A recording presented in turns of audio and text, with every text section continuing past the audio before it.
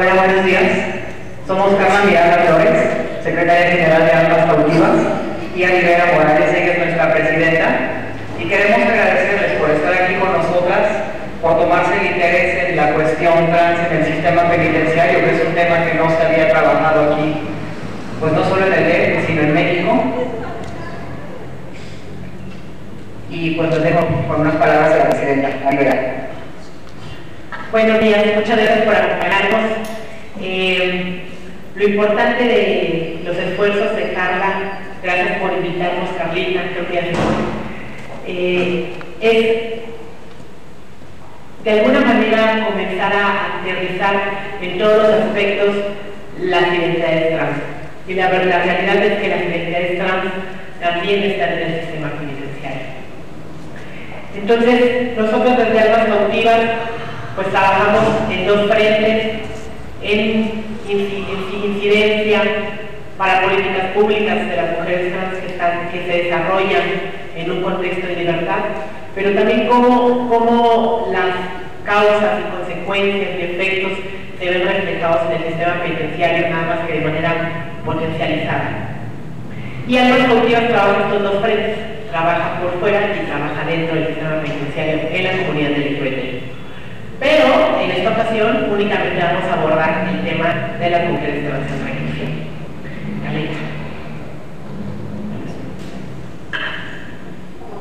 Almas Cautivas somos una asociación civil, nacimos formalmente en el año 2013, aunque ya veníamos trabajando desde antes. Tenemos como misión el que las identidades trans sean reconocidas en cuanto a sus derechos, porque siempre hemos estado allí, pero nunca se ha visto nuestras necesidades. Siempre, históricamente, se nos ha vinculado con el trabajo sexual, con el trabajo en las estéticas, con el trabajo en el show, y está muy padre para quien lo quiera hacer, pero desde nuestro punto de vista tiene que ser esto una opción, y no las únicas opciones como se venía manejando.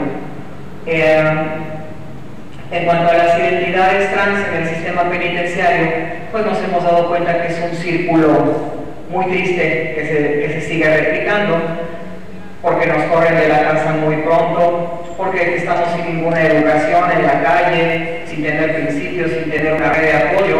Entonces es muy fácil en cualquier momento decir para muchas chicas, caen en la cárcel, vuelven a salir y no tienen ningún tipo de apoyo, que es lo que tratamos de generar. Esta es una de nuestras rutas a trazar, el que tengan una opción estando ahí adentro para seguir estudiando, que aunque lo hay,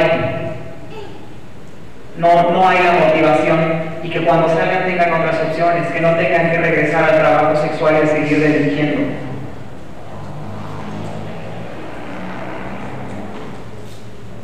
A pesar de las reformas al Código Civil del Distrito Federal ya mencionadas, las personas trans enfrentan obstáculos sociales, morales, económicos e institucionales para poder acceder al mercado laboral, para ejercer derechos, acceder a la justicia, la educación, la salud, etc. Constituyen pues un grupo excluido socialmente, un grupo en situación de vulnerabilidad.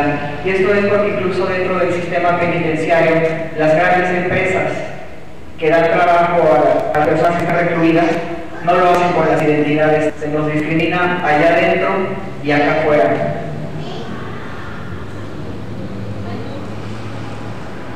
Y este es un poco, esta gráfica muestra el ciclo de vulneración que les mencionaba. La vulnerabilidad desde que sales pequeña de tu casa, el etiquetamiento social que hay es que las vestidas son delincuentes, y no hay tampoco, que es algo que queremos construir, un amor propio, una dignidad como mujeres trans. La invisibilización de los problemas, la negación de derechos, como hasta hace poco, a partir del 2008 es que se nos reconoce la identidad. Anteriormente no teníamos acceso a la identidad, y pues bueno, seguimos trabajando en esto desde Almas Cautivas, porque lo que está a partir del 2008 es una ley que se llama Ley de Concordancia Sexogenérica, y que es una venta de la identidad. Es decir, tienes que pagar los peritajes, tienes que pagar un juicio, y pues todo eso te cuesta dinero y te cuesta tiempo. es algo también que atenta contra nuestra dignidad, porque es un certificado de que venga un profesional de la salud mental a expedirte un certificado de que no estás loca o no eres una delincuente. Se vulnera también allí la cuestión de ellos alegan que es una cuestión de que todos los delincuentes van a venir y se van a querer cambiar de nombre y de género, cuando en realidad eso nunca ha pasado, y hay tantas instancias policíacas que están para hacer ese trabajo que es verdaderamente denigrante el que nos pidan el que nos den este trato. Hablando de discriminación, está la restricción, diferenciación, exclusión, sexo, sexualidad, género, identidad, menoscabar la unidad de reconocimiento, goce o ejercicio de derechos humanos y libertades. Y se reflejan en la política económica, civil, social, cultural. Pues al no tener una identidad no puedes acceder a lo que el resto de la gente. Esta ley que se aprobó en 2008 van apenas 180 casos de personas que hemos accedido a ella, porque no es accesible a todo el resto de la población, y desde Armas Cautivas estamos trabajando para que sea para todas, para que todas las personas trans podamos acceder a una identidad.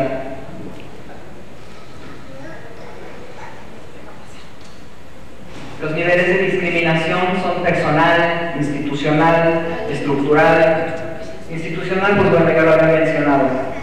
Estructural, pues también, y el personal, que es para mí el más peligroso, porque si tú no ves que puedes cambiar, si tú no ves que puedes salir de ese hoyo en el que la sociedad de alguna manera consciente o inconscientemente, por prejuicios religiosos, por estatus, por lo que haya sido, pues jamás vas a trascender.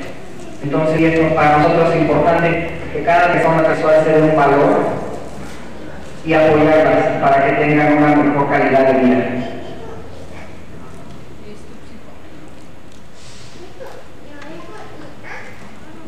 En los ámbitos de discriminación, pues los medios de comunicación, digo, aquí está la imagen muy clara, que en tu caso es una imagen de un diario de circulación nacional.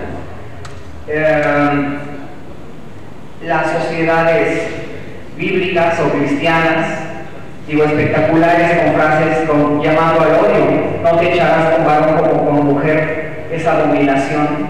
Y son citas bíblicas, son sentencias que se han ocupado históricamente para darnos un trato discriminatorio, para hacernos sentir menos, para sentir que no valemos.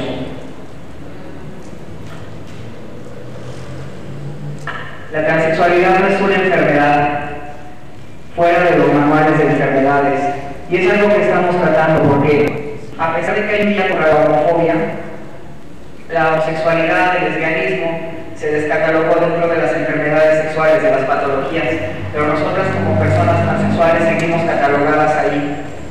Celebramos el que los hermanos homosexuales, el que las compañeras lesbianas tengan su día, pero nosotras también queremos salir de esos manuales de enfermedades psiquiátricas.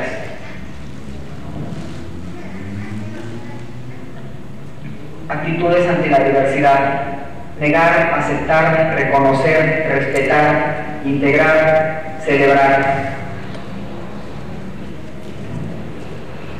El ideal sería estar en el respeto, por supuesto. Y la legislación internacional están los principios de Yogyakarta. Principio 1. Todos los seres humanos nacen libres e iguales en dignidad y derechos. Los seres humanos de todas las orientaciones sexuales e identidades de género tienen derecho al pleno disfrute de todos los derechos humanos. Principio 9. Toda persona privada de su libertad será tratada humanamente y con el respeto debido a la dignidad inherente al ser humano. La orientación sexual y la identidad de género son fundamentales para la dignidad de toda persona. Y que estos son tratados que son internacionales. México no los ha firmado, no son vinculantes, pero de todas maneras, el que sean vinculantes o no tiene que ver, porque muchas veces las naciones poderosas, aunque los firmen, no los respetan. Entonces es una cuestión de moral, de principio, de valor que debemos de tener como seres humanos, más allá de si son vinculantes o no. Lamentablemente, viene aquí muy a fondo con el principio 9, es que a las personas que están privadas de la libertad, la sociedad misma se cree con el valor de estar enjuiciando. Es que es un delincuente, es que se friegue porque está allá adentro en la cárcel, sí, que se la pase mal, ¿quién le mandó delinquir? Nosotras, desde Almas Cautivas, no somos jueces, no tratamos de dirigirnos en jueces y tenemos que salvaguardar la dignidad de toda persona, independientemente de que haya delinquido o no haya delinquido. Sus derechos humanos tienen que ser respetados y su identidad de género también. Estamos peleando porque a las chicas trans se les mantenga el tratamiento hormonal que tenemos acá afuera, porque al caer en la cárcel se suspende, no se respeta la identidad de género, es decir, no es cada quien decide si va a concurrir en una cárcel varonil o femenil, y son cuestiones que tenemos que seguir trabajando. Estamos en la lucha. Sí. Los estados proveerán legislación nacional, decreto por el que se reforma y adiciona el Código Civil para el Distrito Federal. Se adiciona el Código de Procedimientos Civiles para el Distrito Federal y se adiciona el Código Financiero del Distrito Federal, 2008. Ley para prevenir y eliminar la discriminación del Distrito Federal, 2014. Desde este año, la transfobia es un delito en la Ciudad de México. De acuerdo con los siguientes estudios, la población trans es uno de los grupos más discriminados en la Ciudad de México. Encuesta de discriminación de la Ciudad de México realizada por COPRED. La transgeneridad y la transexualidad en México, en búsqueda del reconocimiento de la identidad de género y la lucha contra la discriminación. Documento de trabajo de CONAPRED. Investigación llevada a cabo por Erika Sandoval Rebollo. Bueno, como bien nuestra compañera Carla mencionó toda esta parte del contexto que viven las mujeres transexuales en México. Nuestra intención no es victimizar a las identidades trans, porque no se trata de victimizar a las identidades trans. Lo que sí tenemos que hablar, y de una manera muy seria, es de la realidad de las personas trans. Y cómo desde el sistema penitenciario, si hay una realidad difícil, si no hay acceso, si no tenemos un reconocimiento, si no hay una inclusión, en el sistema penitenciario se ve reflejado al doble o al triple. Hay una frase de Nelson Mandela que a nosotros nos gusta mucho y que es muy cierta, que dice que aquel gobernante que no sepa el estado de sus cárceles no conoce el país que gobierna. Y eso es una realidad. El sistema penitenciario en México es un vil reflejo de lo que actualmente México vive. Y las mujeres transexuales pertenecen a un grupo en estado de vulnerabilidad aún mayor que la demás comunidad LGBT. Es por eso que hay diferentes datos que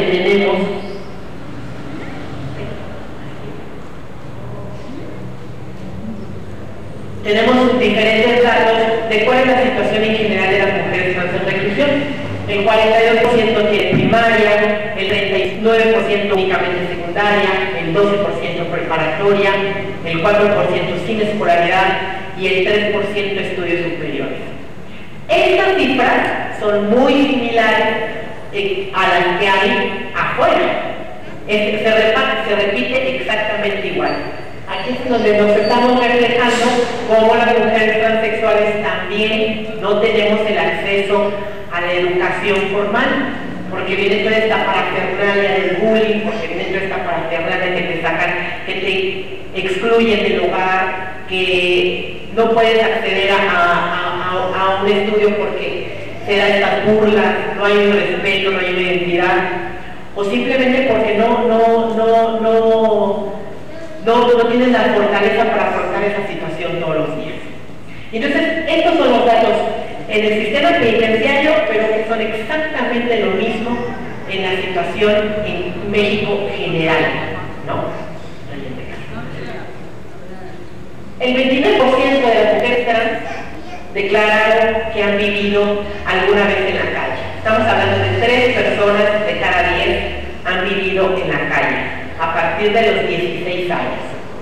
Este dato es muy importante porque las mujeres trans normalmente cuando comenzamos nuestras transiciones a esta edad, a los 16 años, es cuando la mayoría es expulsada del ciclo familiar, es expulsada de ese núcleo, y se empiezan a afrontar toda esta serie de situaciones que ustedes ya conocen y que no se trata de volver a repetir. El 28% de las mujeres entrevistadas reportaron que su actividad principal antes de entrar en el sistema penitenciario era el trabajo sexual. El 26% trabajaban en servicios de manufactura o de estilismo. El 32% de las encuestadas tuvieron como resultado positivo VIH. Y el 77% reportan que han utilizado hormonas en algún momento de su vida. Ese dato es muy importante, el del 77%. Es decir, casi 8 de cada 10 mujeres transexuales en reclusión, afuera de en su vida normal, han tenido un tratamiento de sustitución hormonal. ¿Y qué sucede con esta situación en el sistema penitenciario? Desde Almas Cautivas nos hemos percatado que las mujeres transexuales en reclusión, al retirar su sustituto de terapia hormonal, viene un efecto físico en el cual se comienza a demeritar tu imagen. Comienzas a tener un retroceso en la construcción de tu cuerpo, en la construcción de tu imagen. Es decir, te comienzas a masculinizar. Entonces, una vez que tú ya estás dentro del sistema penitenciario, tras las rejas, en una celda, te comienzas a encerrar en un cuerpo que no te correspondía. A eso nosotros le llamamos el efecto de doble prisión. Y ese efecto nada más lo enfrentan las mujeres transexuales. No le enfrentan otras identidades. No le enfrentan los hombres, ¿no?, heterosexuales, o las mujeres cisgénero, vamos a decirlo por este estilo, o los hombres gays, o las mujeres lesbianas. Únicamente este efecto lo enfrentan las identidades trans. Llámense hombres transexuales o mujeres transexuales. Por eso es muy importante comenzar a sensibilizar al sistema penitenciario, que tenemos que reconocer que desde Almas Cautivas el Distrito Federal empieza a generar el cambio, comienza a hacer una punta de lanza en crear estas líneas de acción que mejoren un tratamiento a las mujeres transexuales en reclusión. Eso se los platicaré en un momento. De ahí es la siguiente. El 79% dice que recibió presentó alguna complicación de salud. El 21% dice que no buscó la atención médica. Y el 79% de las mujeres trans en reclusión pues han sentido el rechazo y discriminación por parte de las autoridades. Y eso desde Almas Cautivas lo tenemos, digamos que muy asentado, muy investigado. Es nuestra labor del día, cómo las mujeres transexuales, simplemente desde el momento en que no importe tu identidad o tu construcción social, sino únicamente importe cómo te llames para decidir en qué centro penitenciario estarás. Si te llamas Juan, tendrás que ir a un reclusorio varonil, y al final no importa el nombre, porque al final importa la genitalidad.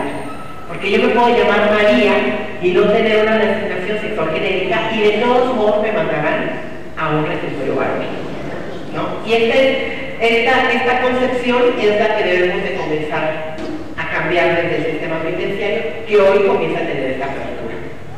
Entonces, obviamente, todo esto comienza a vulnerar, ¿no?, una serie de derechos y una serie de situaciones que afectan a las mujeres transexuales en reclusión.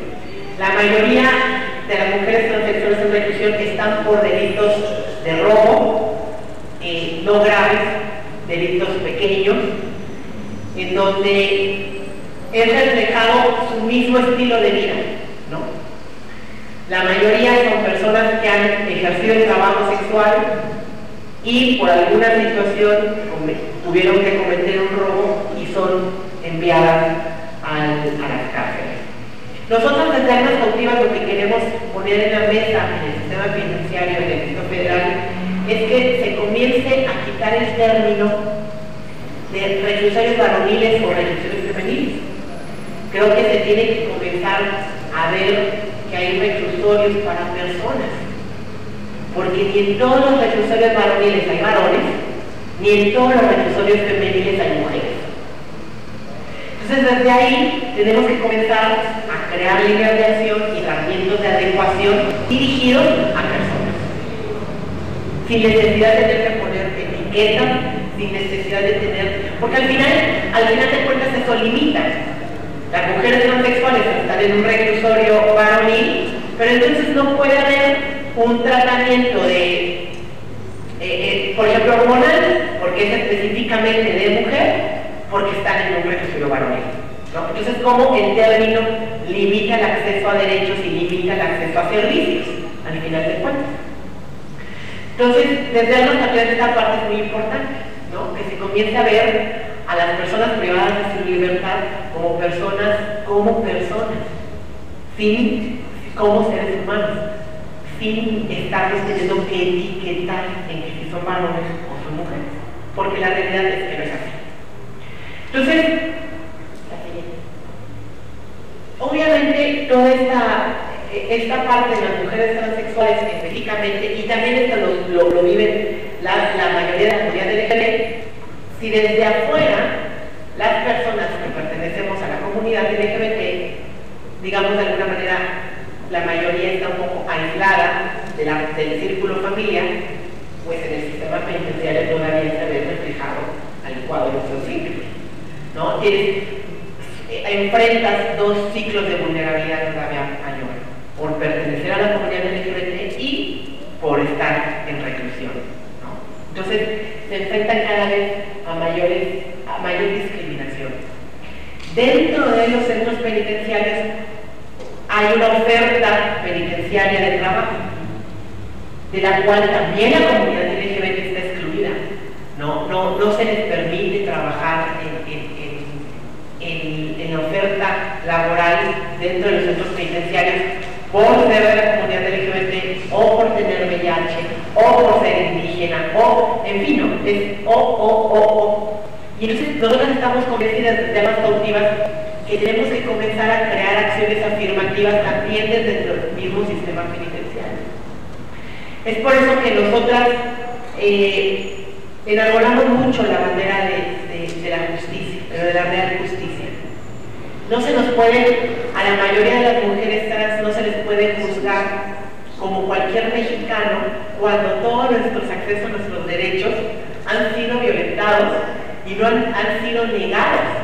Pero cuando entonces cometemos algo incorrecto, entonces sí se le trata en la justa medida como cualquier mexicano, ¿no?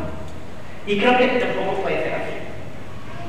O comenzamos a tener acciones afirmativas que nos ayude a reducir la brecha de desigualdad de las mujeres trans, históricamente, que es una deuda que el gobierno federal la tiene con las mujeres trans, o comenzamos también entonces a hacer diferencias no solo en la negación de derechos, sino también al momento de tener que impartir justicia. Por eso es tan importante que en semanas anteriores, el mes pasado, la Suprema Corte de Justicia creó un protocolo de actuación en la impartición de justicia sobre la identidad de género y expresión sexual. Entonces, desde ahí, aunque no es vinculante, no es obligatoria, pero desde ahí el acceso a justicia comienza a dar unos pasos importantes de que no se puede juzgar o que se tiene que tener presente el contexto general de las mujeres transexuales y la comunidad LGBT a la hora de tener que sancionar o llevar a juicio. Muchas veces la mayoría de los jueces se dejan guiar por sus prejuicios, se dejan guiar por sus criterios, se dejan guiar por su pensamiento y, por qué no, a lo mejor, en algunos casos, por su transfobia o por su homofobia, y se ve reflejado en condenas muy altas, en condenas injustas de la mayoría de las chicas trans. Entonces, realmente el sistema penitenciario es un vivo y real reflejo de la situación de las mujeres trans aquí afuera. Aunque también tenemos un caso que ejemplifica lo contrario. Tenemos un caso de un hombre transexual que antes de llegar al sistema penitenciario era una persona, una mujer en identidad femenina, y cuando llega al sistema penitenciario, llega a la cárcel de mujeres, pues se da cuenta que su masculinidad era feminista. Y ella actualmente nos comenta que la cárcel fue la que le dio la libertad. Él,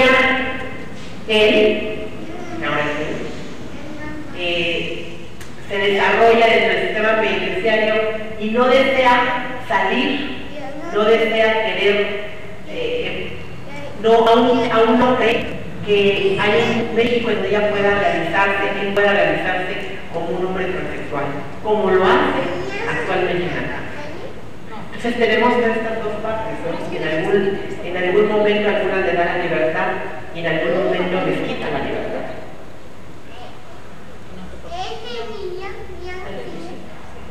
Bueno, las necesidades de las mujeres trans en el sistema penitenciario, en voz de ellas, es que tengan asesoría jurídica, que se revisen sus expedientes, porque la mayoría de ellas, la mayoría de ellas, cuando llegan al sistema penitenciario, quien le lleva su caso es el abogado de oficio. Y volvemos a caer en la misma situación del juez. Estamos atentadas del criterio, tenemos que estar de la capacidad, de si es una persona sensible con el tema, el mismo abogado de oficio. Entonces, obviamente, la mayoría de las chicas trans ni acceden a beneficios penitenciarios, ni se les imparte justicia de manera imparcial, expedita, como cualquier mexicano, ¿no? Todo se le ve en contra en ese sentido. Ellas lo que piden también son talleres de acuerdo a su identidad. Volvemos a lo mismo. Como se les es vista como varones, entonces únicamente hay talleres, ¿no?, de carpintería, o hay talleres de mecánicos, o hay cosas exclusivamente que identifican al género masculino. Pero yo vuelvo a hacer la pregunta, no en todas las cárceles varoniles hay varones, también hay mujeres. Ellas también piden apoyo de cuestiones tácticas, que eso es lo que tratamos de hacer desde Almas Cautivas. Almas Cautivas tiene un programa de atención que se llama Alma Generosa, y bueno, tratamos de llevarles cosas de insumos básicos para que tengan una estadía lo más digna posible en los centros penitenciarios. Y bueno, desde Almas Cautivas, en recientes fechas, nosotras hemos tenido un trabajo muy de cerca con la subsecretaría del sistema penitenciario, y que la verdad tenemos que reconocer que la subsecretaría del sistema penitenciario del DF se cueste muy aparte a lo que hay en toda la República Mexicana, en los otros 31 estados. Hoy por hoy el sistema penitenciario comienza a dar chispas de querer reformar realmente el sistema penitenciario, y quiere comenzar a trabajar el tema de las mujeres trans en reclusión, porque es una realidad en la cual todas las autoridades se tienen que comunicar. Entonces, desde este sentido, nosotras estamos realizando un ciclo de talleres de mujeres transexuales en reclusión, y bueno, nuestra propuesta, miren, lo que queremos habilitar es crear un protocolo de actuación de las mujeres transexuales en reclusión. Y nuestra propuesta es esta, ¿no? Que se respete la identidad de género una vez que se determine la identidad de género, que se conducirá de la misma forma conforme a la identidad. Es decir, ¿por qué no usando los apellidos? Lo que pasa es que el sistema penitenciario, si tú te llamas Juan Pérez, pues te van a estar diciendo Juan, y pues no están viendo Juan, están viendo a Guadalupe. Entonces, aunque la persona custodia lo haga con la intención o sin una mala intención de dirigirse a mí, yo no voy a sentir probablemente ofendida, no voy a sentir incómoda al momento en que se me trate de manera masculina. Entonces, lo que nosotros pedimos es que entonces a las chicas se les llame con sus apellidos, como normalmente lo hacemos en la escuela, en la secundaria, en el bachillerato, en la primaria. Se nos trata con los apellidos, y no, eso nosotras creemos que bajará el índice violento, al menos tú no te sentirás agredida y no tendrás que responder con agresión. Y eso es lo que lo que nos señalan mucho las autoridades penitenciarias, que dicen que la mayoría de la comunidad LGBT es una comunidad muy a la defensiva, con respuestas muy violentas, agresivas a cierto punto, y bueno, no están en un lugar hostil, y obviamente, ¿cómo no te vas a sentir agredida? Con cualquier circunstancia, como lo platicaba Carla, ¿no? Con toda esta parte que desde afuera vivimos y que adentro del sistema penitenciario se duplica, ¿no? Se intensifica. La verdad es que son dos momentos bien complicados en el sistema penitenciario. Una persona que se deprime o la peor depresión que puede tener, o una persona agresiva se le explota su agresión al último nivel, ¿no?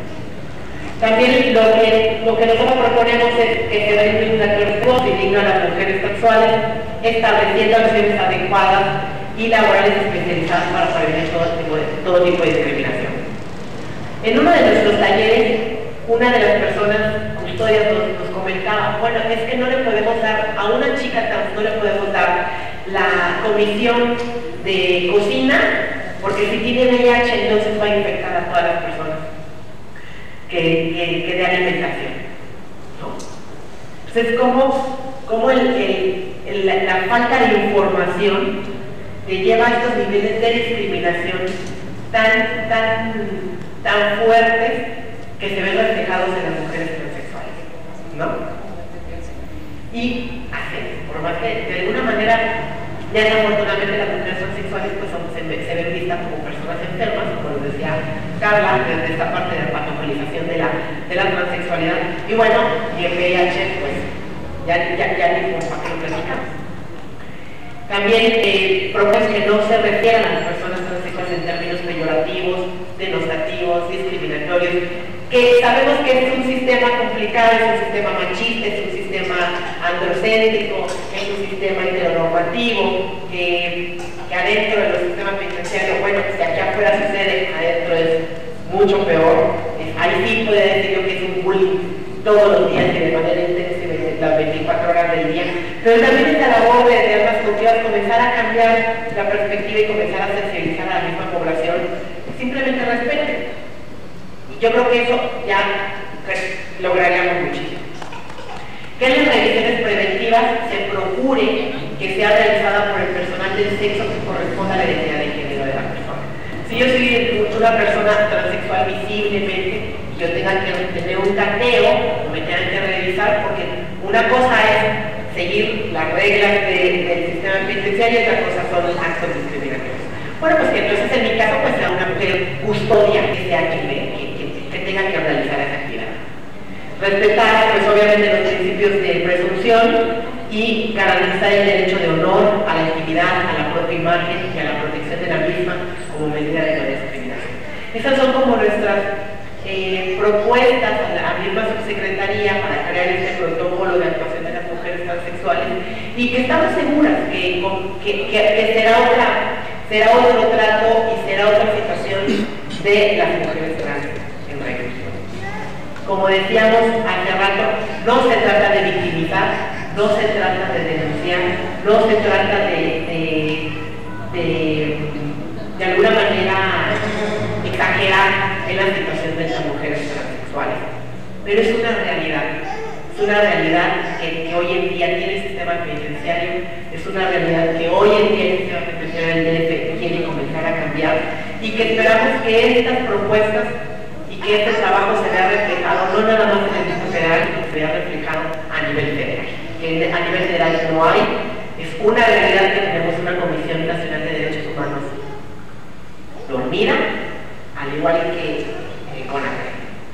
Pero el Distrito Federal comienza a hacer una labor bastante importante que en su momento se tiene que ver reflejada en toda la República. Y bueno, por eso yo creo que nos despedimos. Muchísimas gracias por, nos faltan nada más dos puntos. Permitir y proporcionar el tratamiento de sustitución hormonal, que eso es muy importante, que lo habíamos platicado, el efecto de doble prisión. Y bueno, la creación de acciones afirmativas dentro del mismo rubro del sistema penitenciario. Carla, ¿quieres agregar algo? O no sé si alguien tiene alguna pregunta.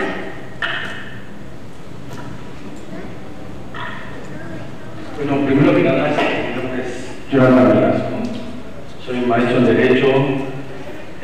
Yo más que una pregunta es una aportación, si ustedes me lo permiten. Bueno, como ustedes se den cuenta, yo vengo con mi familia, vengo con mi hijo. Yo creo que lo principal desde el inicio, desde que tenemos un hijo, educarlos, como lo dijiste sabiamente, somos seres humanos, no catalogados. Eso estoy muy de acuerdo con ustedes, ¿no? El siguiente punto es, ha habido muchas reformas en el derecho. 2016 viene el nuevo juicio acusatorio, ya no es como antes, va cambiando mucho, ¿no? Cosa que igual les va a beneficiar. Pero yo lo que al escucharme me pongo un poquito a pensarlo ya desde la parte dogmática, ya desde un estudio en derecho, ya no nada más como una estudio en derecho. Es algo que comentaste. Nosotros somos humanos, somos seres iguales, pero a veces también al estar diciendo yo soy de la comunidad, también empezamos como a tipificarnos, ¿no? Yo creo que eso es como el Estado cuando permitió que se acabara el machismo, ¿no? Que empezó a dar la oportunidad a las mujeres. Igual ustedes van por buen camino, pues están logrando, pero eso que me comentabas ahorita de que no hay opciones de trabajo en la penitenciaria, que soy mecánico, bueno, al final de cuentas sigue siendo pues a veces la misma gente trans lo rechaza porque piensan que es un trabajo donde se puede cumplir bien. Al final de cuentas es una labor. Yo creo que ahí también nosotros tenemos que concientizarnos y una aportación más, ¿no? A mí me parece un poco también exagerado a veces, es que yo veo cuando llega el famoso la marcha de vida. Pues yo no lo veo como una marcha, yo lo veo como un carnaval, porque realmente no me están diciendo nada de acuerdo, no me están diciendo respétame, me están diciendo somos un carnaval, somos una fiesta. Entonces yo creo que a veces también uno mismo debe de poner ese orden, ¿no? O sea, ustedes los veo desde un punto de vista muy padre, muy liberal, que eso es algo que a mí me gusta, las veo con personas que ya se superaron en ese aspecto y que ayudan, que bueno, igual, si yo puedo ayudar en algo, pues legalmente, políticamente, por el conocimiento que nosotros estudiamos, estamos adelante, ¿no? Y bueno, las felicito y como les repito, yo empiezo desde abajo con mi familia, mi hijo, que lo veo como somos seres normales y no etiquetarnos, porque esa es la problemática principal. Eso es todo, muchas gracias.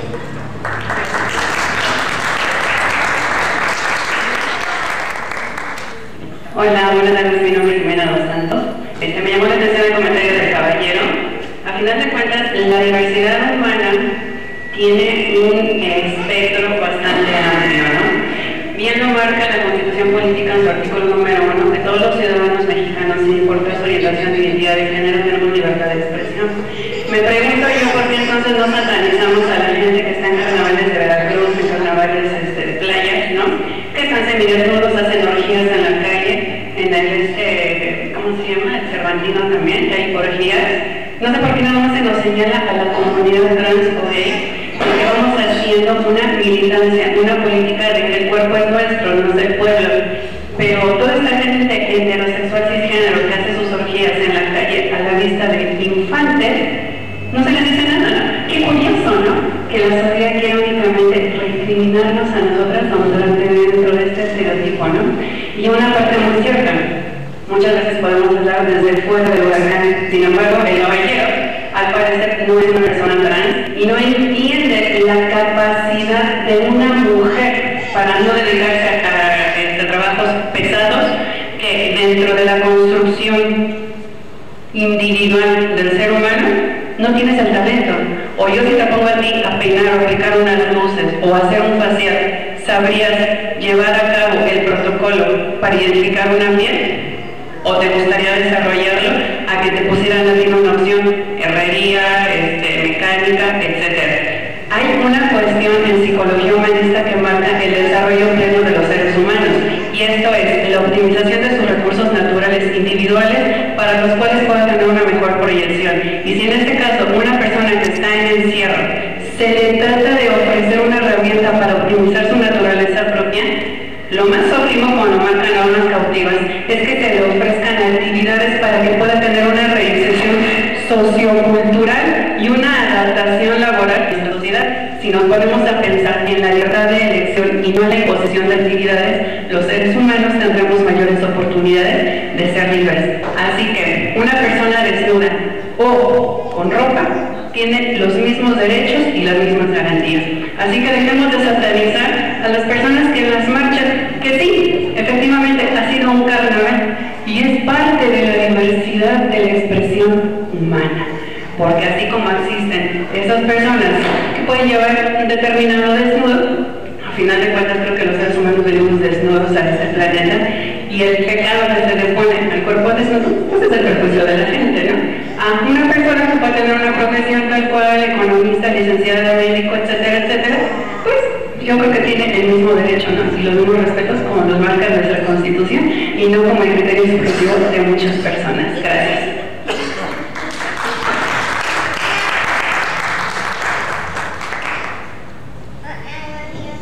Muchas gracias, Jimena, por tu comentario. Gracias, licenciado. No, y de hecho, lo que quería comentar, su réplica, le felicito, ¿no? Le felicito a usted como padre de familia, que esté aquí con su esposa, que esté aquí con su hijo, porque nadie nacemos sabiendo discriminar, ni nadie nacemos sabiendo odiar. Y la verdad es que la discriminación es un acto que se aprende y es un acto que se enseña, y se enseña, ¿no? Desde chiquitos. Entonces te felicitamos desde ese sentido.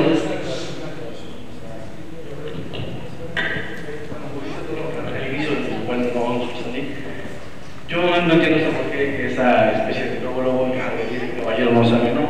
Yo lo que dijo, y lo dije desde el inicio, no es porque no pueda cargar o porque la complexión es así, simplemente, si se tratara de eso, yo te lo digo así de frente, digo, por mí qué padre que hubiera una penitenciaría únicamente para transgénero, ¿no?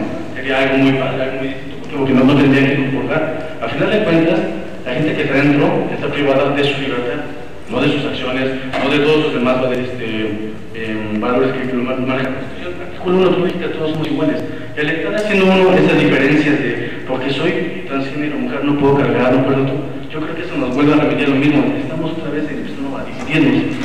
Ustedes tienen el valor, más valor que muchos heterosexuales, más valor que mucha gente, que no se animan ni siquiera a veces, como dicen, a salir de closet. Y eso es algo que para mí, de verdad, o sea, el ser libre es caminar por donde uno quiere, es nuestro planeta. No tenemos que ver, solo es aclarar en ese punto y bueno, gracias por todo y nos agradecemos. Muchas gracias.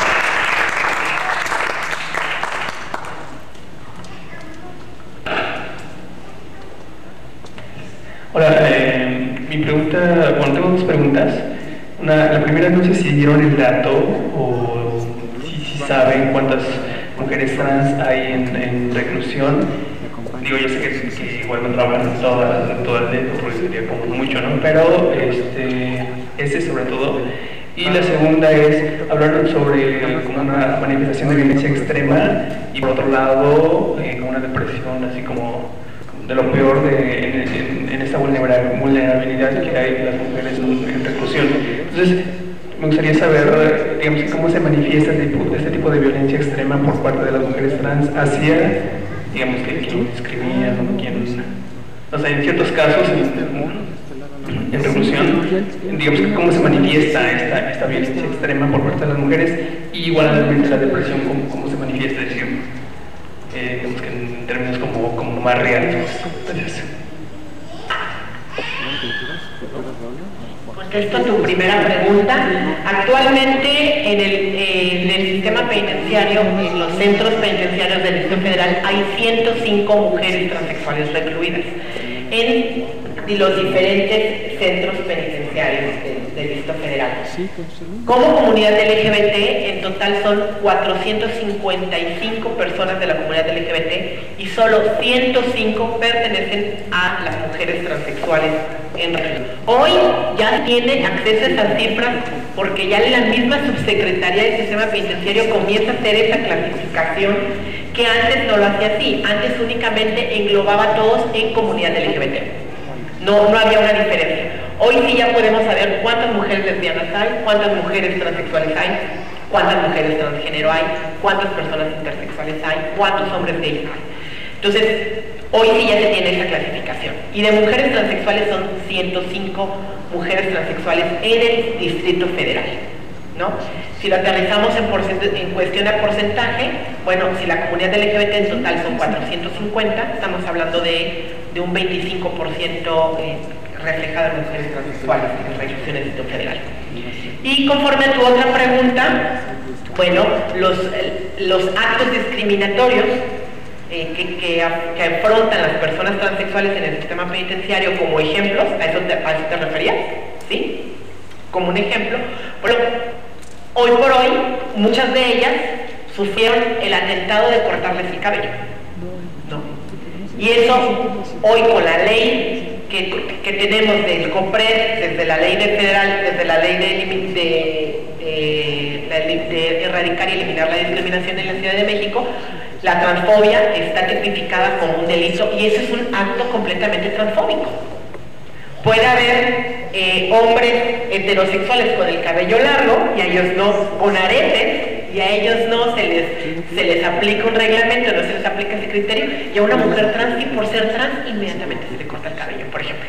A esos niveles de agresiones estamos hablando que viven las mujeres trans en el sistema penitenciario, que hoy ya no se deben de repetir, que hoy ya se les debe respetar su identidad, ¿no? Porque eso ya sería completamente un acto transfóbico a una mujer trans.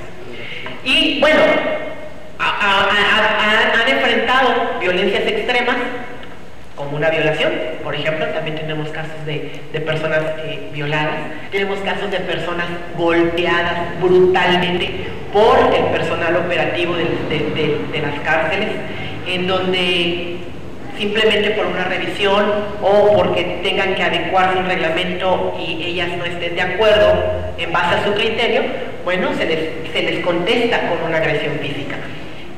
Y nos preocupa mucho este punto, porque dentro de nuestro ciclo de talleres, como lo que les acaba de platicar hace un momento, una de las personas que se encarga de la seguridad de los centros penitenciarios nos dice, bueno, yo puedo responder hasta de manera letal, conforme haya resistencia en una revisión o en una contención de un acto delictivo en el sistema penitenciario. Nos preocupa que un servidor asume en su criterio, piense que te puede quitar la vida para claro, ese es otro comentario, ¿no? En el sentido de que tú estás haciendo bien tu trabajo, que tienes que someter a esa persona delincuente, ¿no? Entonces tenemos que comenzar a cambiar. Claro, no nada más ese acto violento se va a ver reflejado en una persona trans, se va a ver reflejado en cualquier persona privada de su libertad, hombre, mujer, persona trans, persona homosexual, la que sea. Entonces, son cosas que tenemos que comenzar a cambiar desde el sistema, que es muy difícil, un sistema patriarcal, heterocéntrico, ¿no? Heteronormativo, pero está dando estos pasos, y eso es lo más importante, que comenzamos a tener salvación. Y bueno, ese es en un sentido, ¿no? Y también, ¿qué se ve reflejado en las personas transexuales? Pues obviamente toda esta parte de abandono de la familia, que la mayoría de las personas que van a visitar a una chica trans es otra persona trans. Y no solo el nivel de discriminación de personas dentro del sistema penitenciario, dentro de un centro de reclusión, también lo vive la persona que va y visita a la chica trans. Porque también se le es tratada como un hombre, aunque tú lleves tu identificación ya con este juicio de reasignación sexogenérica. Entonces, de verdad que es un sistema, es un círculo vicioso en el cual tenemos que comenzarlo a cambiar. ¿Sí queda respondida tu pregunta o...? Sí, iba por ese lado y también por el lado de cuál es la respuesta de las mujeres trans ante esta discriminación, ante esta violencia. Claro, hoy mira, ahí es un tema polémico, cómo las mujeres trans responden a estos actos.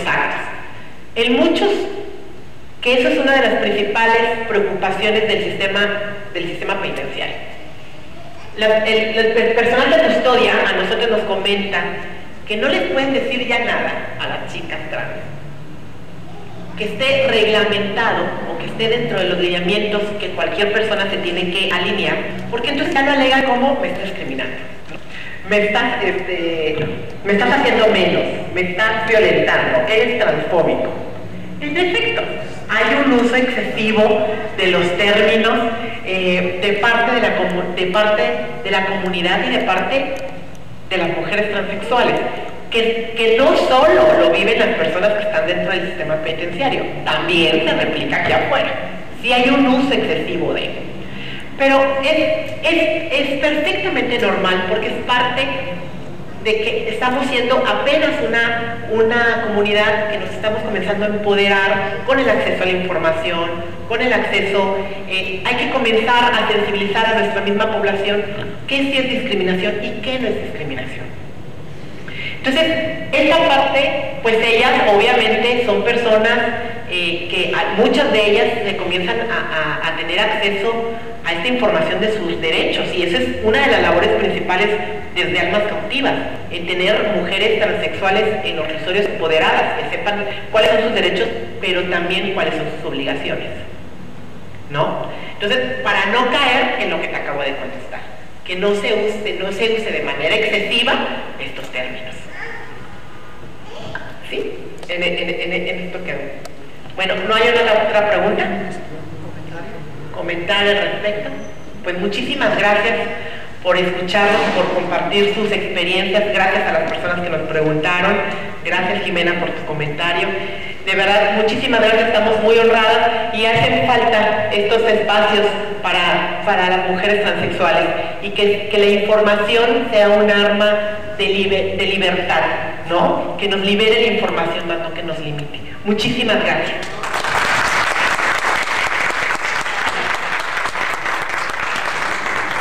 Muchas gracias por escucharnos, muchas gracias por tomarse el tiempo, por levantarse temprano el sábado. Hace mucho tiempo dijo Antonio Plaza que la cárcel es un lugar, decía, este lugar maldito donde reina la tristeza, no se castiga el delito, se castiga la pobreza. Y ahora, pues, al menos aquí en el Distrito Federal parece que esto va a cambiar, es lo que estamos trabajando para mejorar estas condiciones, y muchas gracias por estar aquí. Muchísimas gracias, de verdad, por esta información tan valiosa. Vamos a hacer entrega de este reconocimiento, por su agradecimiento, porque están transmitiendo este sentido de lucha todos los días, porque efectivamente, como lo decían los ponentes y como lo dice la gente que hizo las preguntas, hay que reconocer a esta comunidad, hay que reconocerla en su totalidad, con todos sus derechos, como todos los humanos, como todos los ciudadanos que somos. Y hoy en Gustavo Amadero se reconoce ampliamente este movimiento. Por eso es que estamos hoy en este espacio. Y ojalá se replique no solamente en esta semana de esta actividad, sino que sea constante y que ustedes se apropien también de esos espacios para todos nosotros. Muchísimas gracias. Y un aplauso, por favor, nuevamente. Encantado de tenerlos aquí, Ali. Muchas gracias. De verdad, tú no tenerlas aquí.